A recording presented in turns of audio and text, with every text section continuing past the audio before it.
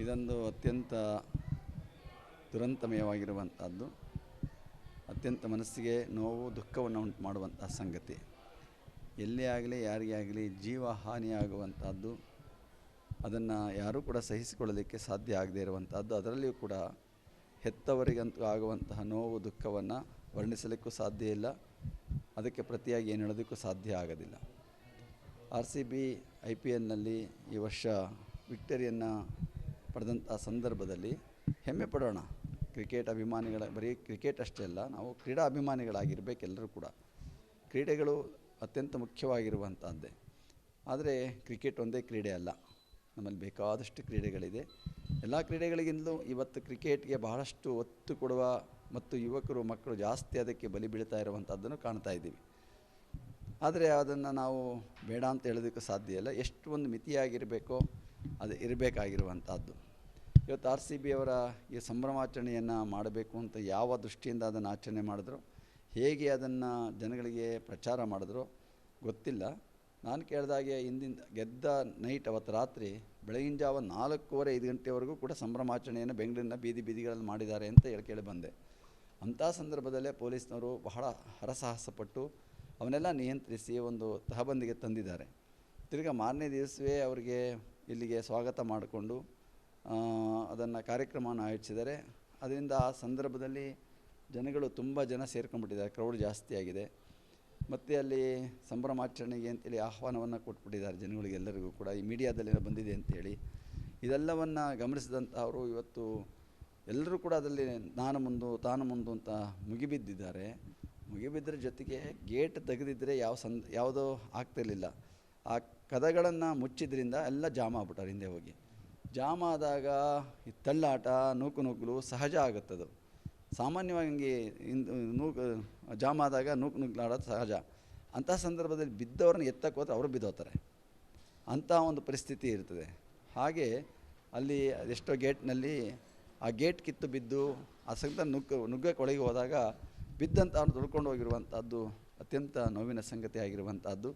ಆ ಸಂದರ್ಭದಲ್ಲಿ 11 ಜನ ಇವತ್ತು ಜೀವವನ್ನು ಕಳ್ಕೊಂಡಿರುವಂಥದ್ದು ನಾವೆಲ್ಲ ದುಃಖಿಸಬೇಕಾಗಿರುವಂಥ ಸಂಗತಿ. ಇವತ್ತು ಅದರಲ್ಲಿಯೂ ಕೂಡ ಅವರೆಲ್ಲ ಹೆಚ್ಚು ಕಡಿಮೆ ಮಕ್ಕಳು, ಇನ್ನೂ ಬೆಳೆಯಬೇಕಾಗಿರುವಂತಹವರು, ಹದಿಹರೆಯದವರು, ಇನ್ನೂ ಬದುಕನ್ನು ರೂಪಿಸ್ಕೊಳ್ಬೇಕಾಗಿರುವಂತಹವರು. ಅದ್ರ ಜೊತೆಗೆ ಸಿಂಗಲ್ ಮಕ್ಕಳೇ ಇರುವಂಥದ್ದು, ಒಬ್ಬೊಬ್ಬರೇ ಮಗುವನ್ನು ಇಟ್ಕೊಂಡಿರುವಂಥ ಪೇರೆಂಟ್ಸೇ ಜಾಸ್ತಿ ಇದ್ದಾರೆ ಅದರೊಳಗೆ. ಆ ನೋವನ್ನು ಇನ್ನೂ ಸಹಿಸೋದಕ್ಕೆ ಸಾಧ್ಯ ಆಗೋದಿಲ್ಲ, ಅದನ್ನು ಹೇಳೋದಕ್ಕೆ ಸಾಧ್ಯ ಇಲ್ಲ. ಈ ಸಂದರ್ಭದಲ್ಲಿ ಆ ಪೋಷಕರು ಕೂಡ ದುಃಖ ಸಹನ ಶಕ್ತಿಯನ್ನು ಪಡ್ಕೊಳ್ಬೇಕಾಗಿರುವಂಥದ್ದು, ನಾವೆಲ್ಲ ಎಚ್ಚೆತ್ತುಕೊಳ್ಬೇಕಾಗಿರುವಂಥದ್ದು ಕೂಡ ಅಷ್ಟೇ ಮುಖ್ಯ. ಮುಂಜಾಗ್ರತೆ ವಹಿಸಬೇಕು, ಮುನ್ನೆಚ್ಚರಿಕೆ ವಹಿಸಬೇಕು. ಅಂಥ ಸಂದರ್ಭದಲ್ಲಿ ಮಕ್ಕಳು, ಹೆಣ್ಣುಮಕ್ಕಳು, ಹುಡುಗರು ಅಲ್ಲಿ ಹೋಗುವಂಥ ಅವಶ್ಯಕತೆ ಮಾಡಬಾರ್ದಲ್ಲಿ, ಅದನ್ನು ತಡೆದು ದೂರ ಇರುವಂಥ ಪ್ರಯತ್ನವನ್ನೇ ಮಾಡಬೇಕಾಗಿರುವಂಥದ್ದು. ನೀವೆಲ್ಲ ಕೇಳಿರುವ ಹಾಗೆ ಅಬ್ರಹಾಂ ಲಿಂಕನ್ ಒಂದು ಪತ್ರ ಬರೀತಾನೆ ಅವರ ಗುರು, ತನ್ನ ಮಗ ಓದ್ತಾ ಇರುವಂಥ ಶಾಲೆಯ ಗುರುಗಳಿಗೆ. ಅದರಲ್ಲಿ ಅನೇಕ ವಿಚಾರಗಳನ್ನು ಹೇಳ್ತಾ ಬಂದ. ಹೆಚ್ಚು ಜನ ಗುಂಪು ಸೇರಿದ ಹತ್ರ ಹೋಗದೇ ಇರೋಂಗೆ ಅವನಿಗೆ ಹೇಳ್ಕೊಡ್ಬೇಕು ಅಂತ ಹೇಳ್ತಾನೆ. ಈಗ ಇವತ್ತು ನಾವು ಪಾಠ ಮಾಡ್ತಾಯಿಲ್ಲ ಅಂತಂದು, ಮಕ್ಕಳಿಗೆ ಪಾಠ ಮಾಡ್ತಾ ಇಲ್ವೇನೋ ಅಂತ ಅನ್ನಿಸ್ತದೆ ನಾವು. ಅದರಿಂದ ನಾವು ಪೋಷಕರು, ಶಿಕ್ಷಕರು ಎಲ್ಲರೂ ಕೂಡ ಎಚ್ಚೆತ್ತುಕೊಂಡು ಒಂದು ಹೊಸತನವನ್ನು ಬೆಳೆಸ್ಕೊಳ್ಬೇಕಾಗಿರುವಂಥದ್ದು, ಮುಂಜಾಗ್ರತೆಯನ್ನು ವಹಿಸಬೇಕಾಗಿರುವಂಥದ್ದು. ದುರಂತ ಆಗಿ ಹೋಗಿದೆ. ಈಗಾಗಲೇ ಸರ್ಕಾರ ಅದಕ್ಕೆ ಒಂದು ನ್ಯಾಯಾಂಗ ತನಿಖೆಯನ್ನು ಏರ್ಪಾಟು ಮಾಡಿದೆ. ಆ ನ್ಯಾಯಾಂಗ ತನಿಖೆ ಮೇಲೆ ಯಾರು ಅದಕ್ಕೆ ಕಾರಣಕರ್ತರು ಅನ್ನೋದನ್ನು ಸಾಬೀತಾದ ಮೇಲೆ ಅದಕ್ಕೆ ತಕ್ಕಂಥ ಕ್ರಮವನ್ನು ಸರ್ಕಾರ ಕೈಗೊಳ್ಳುತ್ತದೆ ಅಂತ ಆಶಿಸ್ತೇವೆ. ಅದು ಯಾರು ಹೇಳಕ್ಕೆ ಬರೋದಿಲ್ಲ. ಇವತ್ತು ಸರ್ಕಾರದ್ದು ಸರ್ಕಾರ ಮಾಡೈತೆ ಅಂತ ಗೊತ್ತಿಲ್ಲ ಇನ್ನು ಯಾರು ಕೂಡ. ಅದು ಕ್ರಿಕೆಟ್ ಸಂಸ್ಥೆಯವರು ಆಯೋಜಿಸಿರುವಂಥದ್ದು, ಸರ್ಕಾರದ್ದು ವಿಧಾನಸೌಧ ಮುಂದೆ ಆಗಿರುವಂಥದ್ದು. ಈ ಕ್ರೀಡಾಂಗಣದಲ್ಲಿ ಆಗ್ತಾ ಇರುವಂಥದ್ದು ಇದು KSC ಅದು ಇದೆಯಲ್ಲ ಅಸೋಸಿಯೇಷನ್ ಅದರದ್ದು, ಅವರು ಅಂತ ಹೇಳ್ತಾರೆ. ಇನ್ನು ಗೊತ್ತಿಲ್ಲ, ಅದ್ರ ಬಗ್ಗೆ ತನಿಖೆ ಆಗ್ತಾ ಇದ್ದಿಲ್ಲ. ತನಿಖೆ ಆದಮೇಲೆ ಏನು ಅಂತ ಅದು ಹೊರಬರ್ತದೆ ಸತ್ಯ. ಏನೇ ಆಗಲಿ ಸ್ವಾಮೀಜಿ ಮೇಲೆ ಹಾಕಿರುವಂಥ ನೋವಿನ ಸಂಗತಿ, ಆದಷ್ಟು ಬೇಗ ಅದನ್ನು ವಾಪಸ್ ತೆಗೆದುಕೊಳ್ಳಿ ಅಂತ ಆಶಿಸ್ತೇನೆ.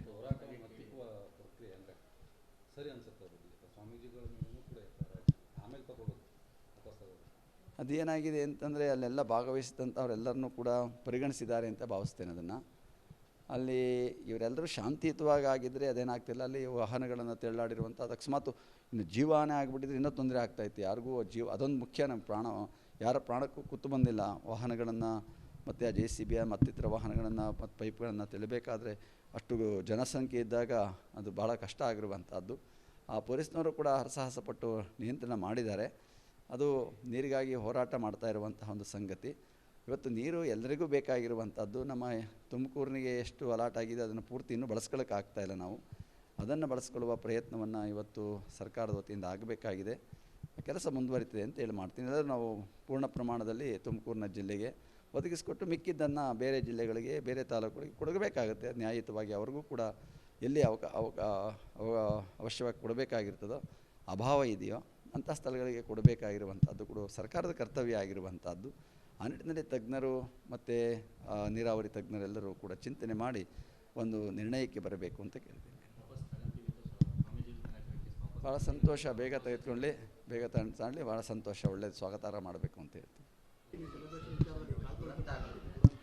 ಇದೊಂದು ಅತ್ಯಂತ ದುರಂತಮಯವಾಗಿರುವಂಥದ್ದು, ಅತ್ಯಂತ ಮನಸ್ಸಿಗೆ ನೋವು ದುಃಖವನ್ನು ಉಂಟು ಮಾಡುವಂಥ ಸಂಗತಿ. ಎಲ್ಲೇ ಆಗಲಿ ಯಾರಿಗೇ ಆಗಲಿ ಜೀವ ಹಾನಿಯಾಗುವಂಥದ್ದು ಅದನ್ನು ಯಾರೂ ಕೂಡ ಸಹಿಸಿಕೊಳ್ಳಲಿಕ್ಕೆ ಸಾಧ್ಯ ಆಗದೇ ಇರುವಂಥದ್ದು. ಅದರಲ್ಲಿಯೂ ಕೂಡ ಹೆತ್ತವರಿಗಂತೂ ಆಗುವಂತಹ ನೋವು ದುಃಖವನ್ನು ವರ್ಣಿಸಲಿಕ್ಕೂ ಸಾಧ್ಯ ಇಲ್ಲ. ಅದಕ್ಕೆ ಪ್ರತಿಯಾಗಿ ಏನು ಹೇಳೋದಕ್ಕೂ ಸಾಧ್ಯ ಆಗೋದಿಲ್ಲ. RCB IPLನಲ್ಲಿ ಈ ವರ್ಷ ವಿಕ್ಟರಿಯನ್ನು ಪಡೆದಂಥ ಸಂದರ್ಭದಲ್ಲಿ ಹೆಮ್ಮೆ ಪಡೋಣ. ಕ್ರಿಕೆಟ್ ಅಭಿಮಾನಿಗಳ, ಬರೀ ಕ್ರಿಕೆಟ್ ಅಷ್ಟೇ ಅಲ್ಲ, ನಾವು ಕ್ರೀಡಾ ಅಭಿಮಾನಿಗಳಾಗಿರಬೇಕು ಎಲ್ಲರೂ ಕೂಡ. ಕ್ರೀಡೆಗಳು ಅತ್ಯಂತ ಮುಖ್ಯವಾಗಿರುವಂಥದ್ದೇ. ಆದರೆ ಕ್ರಿಕೆಟ್ ಒಂದೇ ಕ್ರೀಡೆ ಅಲ್ಲ, ನಮ್ಮಲ್ಲಿ ಬೇಕಾದಷ್ಟು ಕ್ರೀಡೆಗಳಿದೆ. ಎಲ್ಲ ಕ್ರೀಡೆಗಳಿಗಿಂತಲೂ ಇವತ್ತು ಕ್ರಿಕೆಟ್ಗೆ ಬಹಳಷ್ಟು ಒತ್ತು ಕೊಡುವ ಮತ್ತು ಯುವಕರು ಮಕ್ಕಳು ಜಾಸ್ತಿ ಅದಕ್ಕೆ ಬಲಿ ಬೀಳ್ತಾ ಇರುವಂಥದ್ದನ್ನು ಕಾಣ್ತಾ ಇದ್ದೀವಿ. ಆದರೆ ಅದನ್ನು ನಾವು ಬೇಡ ಅಂತ ಹೇಳೋದಕ್ಕೂ ಸಾಧ್ಯ ಇಲ್ಲ. ಎಷ್ಟು ಒಂದು ಮಿತಿಯಾಗಿರಬೇಕೋ ಅದು ಇರಬೇಕಾಗಿರುವಂಥದ್ದು. ಇವತ್ತು RCB ಅವರ ಈ ಸಂಭ್ರಮಾಚರಣೆಯನ್ನು ಮಾಡಬೇಕು ಅಂತ ಯಾವ ದೃಷ್ಟಿಯಿಂದ ಅದನ್ನು ಆಚರಣೆ ಮಾಡಿದ್ರು, ಹೇಗೆ ಅದನ್ನು ಜನಗಳಿಗೆ ಪ್ರಚಾರ ಮಾಡಿದ್ರು ಗೊತ್ತಿಲ್ಲ. ನಾನು ಕೇಳಿದಾಗೆ ಹಿಂದಿನ ಗೆದ್ದ ನೈಟ್ ಅವತ್ತು ರಾತ್ರಿ ಬೆಳಗಿನ ಜಾವ 4:15 ಗಂಟೆವರೆಗೂ ಕೂಡ ಸಂಭ್ರಮಾಚರಣೆಯನ್ನು ಬೆಂಗಳೂರಿನ ಬೀದಿಗಳಲ್ಲಿ ಮಾಡಿದ್ದಾರೆ ಅಂತ ಕೇಳಿ ಬಂದೆ. ಅಂಥ ಸಂದರ್ಭದಲ್ಲೇ ಪೊಲೀಸ್ನವರು ಬಹಳ ಹರಸಾಹಸಪಟ್ಟು ಅವನ್ನೆಲ್ಲ ನಿಯಂತ್ರಿಸಿ ಒಂದು ತಹಬಂದಿಗೆ ತಂದಿದ್ದಾರೆ. ತಿರ್ಗಿ ಮಾರನೇ ದಿವಸವೇ ಅವರಿಗೆ ಇಲ್ಲಿಗೆ ಸ್ವಾಗತ ಮಾಡಿಕೊಂಡು ಅದನ್ನು ಕಾರ್ಯಕ್ರಮವನ್ನು ಆಯೋಜಿಸಿದ್ದಾರೆ. ಅದರಿಂದ ಆ ಸಂದರ್ಭದಲ್ಲಿ ಜನಗಳು ತುಂಬ ಜನ ಸೇರ್ಕೊಂಡ್ಬಿಟ್ಟಿದ್ದಾರೆ, ಕ್ರೌಡ್ ಜಾಸ್ತಿ ಆಗಿದೆ.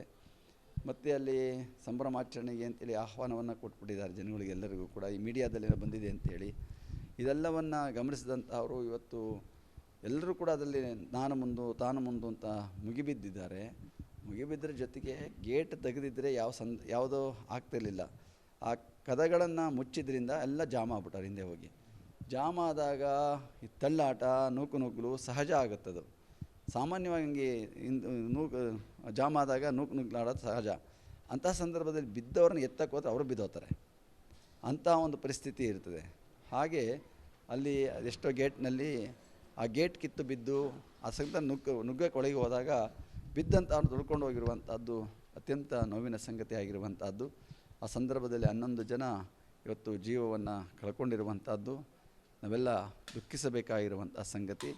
ಇವತ್ತು ಅದರಲ್ಲಿಯೂ ಕೂಡ ಅವರೆಲ್ಲ ಹೆಚ್ಚು ಕಡಿಮೆ ಮಕ್ಕಳು, ಇನ್ನೂ ಬೆಳೆಯಬೇಕಾಗಿರುವಂತಹವರು, ಹದಿಹರೆಯದವರು, ಇನ್ನೂ ಬದುಕನ್ನು ರೂಪಿಸ್ಕೊಳ್ಬೇಕಾಗಿರುವಂತಹವರು. ಅದ್ರ ಜೊತೆಗೆ ಸಿಂಗಲ್ ಮಕ್ಕಳೇ ಇರುವಂಥದ್ದು, ಒಬ್ಬೊಬ್ಬರೇ ಮಗುವನ್ನು ಇಟ್ಕೊಂಡಿರುವಂಥ ಪೇರೆಂಟ್ಸೇ ಜಾಸ್ತಿ ಇದ್ದಾರೆ ಅದರೊಳಗೆ. ಆ ನೋವನ್ನು ಇನ್ನೂ ಸಹಿಸೋದಕ್ಕೆ ಸಾಧ್ಯ ಆಗೋದಿಲ್ಲ, ಅದನ್ನು ಹೇಳೋದಕ್ಕೆ ಸಾಧ್ಯ ಇಲ್ಲ.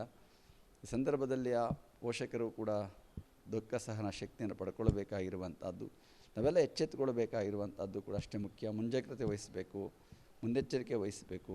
ಅಂಥ ಸಂದರ್ಭದಲ್ಲಿ ಮಕ್ಕಳು, ಹೆಣ್ಣುಮಕ್ಕಳು, ಹುಡುಗರು ಅಲ್ಲಿ ಹೋಗುವಂಥ ಅವಶ್ಯಕತೆ ಮಾಡಬಾರ್ದಲ್ಲಿ. ಅದನ್ನು ತಡೆದು ದೂರ ಇರುವಂಥ ಪ್ರಯತ್ನವನ್ನೇ ಮಾಡಬೇಕಾಗಿರುವಂಥದ್ದು.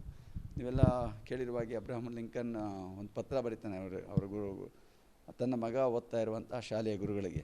ಅದರಲ್ಲಿ ಅನೇಕ ವಿಚಾರಗಳನ್ನು ಹೇಳ್ತಾ ಬಂದ. ಹೆಚ್ಚು ಜನ ಗುಂಪು ಸೇರಿದ ಹತ್ರ ಹೋಗದೇ ಇರೋಂಗೆ ಅವನಿಗೆ ಹೇಳ್ಕೊಡ್ಬೇಕು ಅಂತ ಹೇಳ್ತಾನೆ. ಈಗ ಇವತ್ತು ನಾವು ಪಾಠ ಮಾಡ್ತಾಯಿಲ್ಲ ಅಂತ, ನಮ್ಮ ಮಕ್ಕಳಿಗೆ ಪಾಠ ಮಾಡ್ತಾ ಇಲ್ವೇನೋ ಅಂತ ಅನ್ನಿಸ್ತದೆ ನಾವು. ಅದರಿಂದ ನಾವು ಪೋಷಕರು, ಶಿಕ್ಷಕರು ಎಲ್ಲರೂ ಕೂಡ ಎಚ್ಚೆತ್ತುಕೊಂಡು ಒಂದು ಹೊಸತನವನ್ನು ಬೆಳೆಸ್ಕೊಳ್ಬೇಕಾಗಿರುವಂಥದ್ದು, ಮುಂಜಾಗ್ರತೆಯನ್ನು ವಹಿಸಬೇಕಾಗಿರುವಂಥದ್ದು. ದುರಂತ ಆಗಿ ಹೋಗಿದೆ. ಈಗಾಗಲೇ ಸರ್ಕಾರ ಅದಕ್ಕೆ ಒಂದು ನ್ಯಾಯಾಂಗ ತನಿಖೆಯನ್ನು ಏರ್ಪಾಟು ಮಾಡಿದೆ. ಆ ನ್ಯಾಯಾಂಗ ತನಿಖೆ ಮೇಲೆ ಯಾರು ಅದಕ್ಕೆ ಕಾರಣಕರ್ತರು ಅನ್ನೋದನ್ನು ಸಾಬೀತಾದ ಮೇಲೆ ಅದಕ್ಕೆ ತಕ್ಕಂಥ ಕ್ರಮವನ್ನು ಸರ್ಕಾರ ಕೈಗೊಳ್ಳುತ್ತದೆ ಅಂತ ಆಶಿಸ್ತೇವೆ. ಅದು ಯಾರು ಹೇಳಕ್ಕೆ ಬರೋದಿಲ್ಲ. ಇವತ್ತು ಸರ್ಕಾರದ್ದು ಸರ್ಕಾರ ಮಾಡೈತೆ ಅಂತ ಗೊತ್ತಿಲ್ಲ ಇನ್ನು ಯಾರು ಕೂಡ. ಅದು ಕ್ರಿಕೆಟ್ ಸಂಸ್ಥೆಯವರು ಆಯೋಜಿಸಿರುವಂಥದ್ದು, ಸರ್ಕಾರದ್ದು ವಿಧಾನಸೌಧ ಮುಂದೆ ಆಗಿರುವಂಥದ್ದು. ಈ ಕ್ರೀಡಾಂಗಣದಲ್ಲಿ ಆಗ್ತಾ ಇರುವಂಥದ್ದು ಕ್ರೀಡಾ ಇದು KSC ಅದು ಇದೆಯಲ್ಲ ಅಸೋಸಿಯೇಷನ್ ಅದರದ್ದು ಅವರು ಅಂತ ಹೇಳ್ತಾರೆ. ಇನ್ನು ಗೊತ್ತಿಲ್ಲ, ಅದ್ರ ಬಗ್ಗೆ ತನಿಖೆ ಆಗ್ತಾ ಇದೆಯಲ್ಲ, ತನಿಖೆ ಆದಮೇಲೆ ಏನು ಅಂತ ಅದು ಹೊರಬರ್ತದೆ ಸತ್ಯ. ಏನೇ ಆಗಲಿ ಸ್ವಾಮೀಜಿ ಮೇಲೆ ಹಾಕಿರುವಂಥದ್ದು ನೋವಿನ ಸಂಗತಿ. ಆದಷ್ಟು ಬೇಗ ಅದನ್ನು ವಾಪಸ್ ತೆಗೆದುಕೊಳ್ಳಿ ಅಂತ ಆಶಿಸ್ತೇನೆ.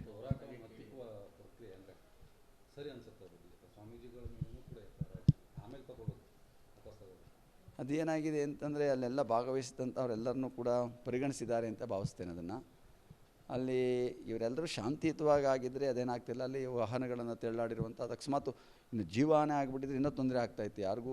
ಅದೊಂದು ಮುಖ್ಯ. ನಮ್ಮ ಯಾರ ಪ್ರಾಣಕ್ಕೂ ಕುತ್ತು ಬಂದಿಲ್ಲ. ವಾಹನಗಳನ್ನು ಮತ್ತು ಆ JCB ಮತ್ತಿತರ ವಾಹನಗಳನ್ನು ಮತ್ತು ಪೈಪ್ಗಳನ್ನು ತೆಳಿಬೇಕಾದ್ರೆ ಅಷ್ಟು ಜನಸಂಖ್ಯೆ ಇದ್ದಾಗ ಅದು ಭಾಳ ಕಷ್ಟ ಆಗಿರುವಂಥದ್ದು. ಆ ಪೊಲೀಸ್ನವರು ಕೂಡ ಹರಸಾಹಸಪಟ್ಟು ನಿಯಂತ್ರಣ ಮಾಡಿದ್ದಾರೆ. ಅದು ನೀರಿಗಾಗಿ ಹೋರಾಟ ಮಾಡ್ತಾ ಇರುವಂತಹ ಒಂದು ಸಂಗತಿ. ಇವತ್ತು ನೀರು ಎಲ್ಲರಿಗೂ ಬೇಕಾಗಿರುವಂಥದ್ದು. ನಮ್ಮ ತುಮಕೂರಿನಿಗೆ ಎಷ್ಟು ಅಲಾಟ್ ಆಗಿದೆ ಅದನ್ನು ಪೂರ್ತಿ ಇನ್ನೂ ಬಳಸ್ಕೊಳ್ಳೋಕೆ ಆಗ್ತಾಯಿಲ್ಲ. ನಾವು ಅದನ್ನು ಬಳಸ್ಕೊಳ್ಳುವ ಪ್ರಯತ್ನವನ್ನು ಇವತ್ತು ಸರ್ಕಾರದ ವತಿಯಿಂದ ಆಗಬೇಕಾಗಿದೆ. ಕೆಲಸ ಮುಂದುವರಿತಿದೆ ಅಂತ ಹೇಳಿ ಮಾಡ್ತೀನಿ. ಎಲ್ಲರೂ ನಾವು ಪೂರ್ಣ ಪ್ರಮಾಣದಲ್ಲಿ ತುಮಕೂರಿನ ಜಿಲ್ಲೆಗೆ ಒದಗಿಸಿಕೊಟ್ಟು ಮಿಕ್ಕಿದ್ದನ್ನು ಬೇರೆ ಜಿಲ್ಲೆಗಳಿಗೆ, ಬೇರೆ ತಾಲೂಕುಗಳಿಗೆ ಕೊಡಬೇಕಾಗುತ್ತೆ. ನ್ಯಾಯಯುತವಾಗಿ ಅವ್ರಿಗೂ ಕೂಡ ಎಲ್ಲಿ ಅವಶ್ಯವಾಗಿ ಕೊಡಬೇಕಾಗಿರ್ತದೋ, ಅಭಾವ ಇದೆಯೋ ಅಂಥ ಸ್ಥಳಗಳಿಗೆ ಕೊಡಬೇಕಾಗಿರುವಂಥದ್ದು ಕೂಡ ಸರ್ಕಾರದ ಕರ್ತವ್ಯ ಆಗಿರುವಂಥದ್ದು. ಆ ನಿಟ್ಟಿನಲ್ಲಿ ತಜ್ಞರು ಮತ್ತು ನೀರಾವರಿ ತಜ್ಞರೆಲ್ಲರೂ ಕೂಡ ಚಿಂತನೆ ಮಾಡಿ ಒಂದು ನಿರ್ಣಯಕ್ಕೆ ಬರಬೇಕು ಅಂತ ಕೇಳ್ತೀನಿ. ಭಾಳ ಸಂತೋಷ. ಬೇಗ ತೆಗೆದುಕೊಳ್ಳಿ, ಬೇಗ ತಗೊಳ್ಳಿ. ಭಾಳ ಸಂತೋಷ. ಒಳ್ಳೆಯದು, ಸ್ವಾಗತಾರ್ಹ ಮಾಡಬೇಕು ಅಂತ ಹೇಳ್ತೀನಿ.